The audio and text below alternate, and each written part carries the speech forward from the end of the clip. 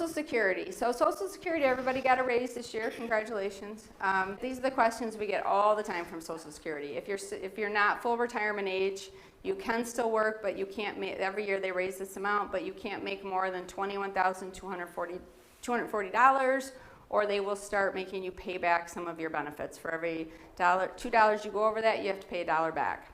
Full retirement age for everybody is 67, or if you're between 65 and 67, if you were born between years 1937 and 1960, it's prorated every 2 months. After full retirement age, you can earn as much as you want, and that just means you can earn as much as you want without paying it back. It does not mean it's not taxable. There's a difference between earn as much as you want and not pay it back and not being taxable. That's the second most question we get, is people are very confused when they start getting Social Security. Many of them say, I don't understand it, I thought it wasn't taxable. It is not taxable in the state of Michigan, and if your income is very low, it may not be taxable.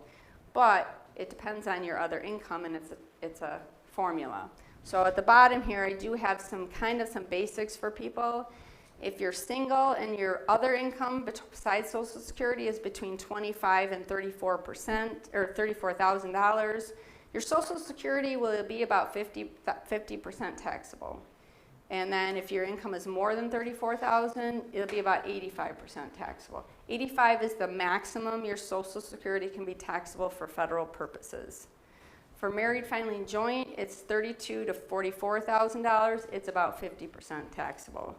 And then over $44,000, it's about 85% taxable. So that just gives you an idea where you fall for tax purposes for Social Security. And you can have taxes taken out of your Social Security. We usually suggest people do that if they have a decent amount of other income. And we can help people do that if they're not sure how to do that. We have forms, or you can usually go on the website and have it done.